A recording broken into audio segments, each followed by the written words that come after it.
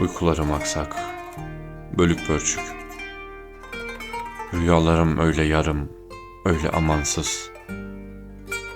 Hep vardığım, altında kaldığım o kuru göçük. Yaşamayı isterdim, kimselere sormadan, hesapsız. Kaçıp kaçıp kendime sığınıyorum. Göğsümde debdebeler, bir cihan harbi, tufan.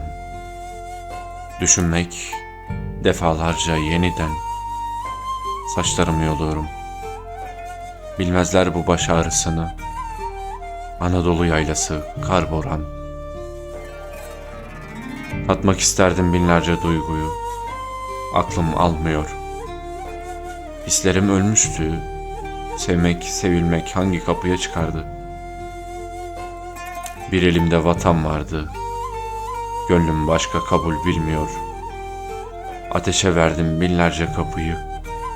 Hüzünden başka ne çıkardı?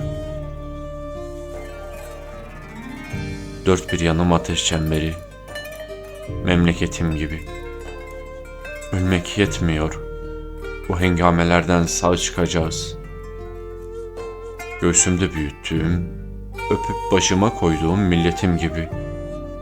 Başı dik, gözü ufukta, şerefle, minnetsiz yaşayacağız. Tut elimden kaldır göğe, 9 kez güneşle döndür. Akçe üzerinde sana umut dolu yarınlar getireceğim. Alınmamış öclerin, görülmemiş hesapların ateşi var, söndür. Sana kara sancak altında kurt başlı tuğlar dikeceğim.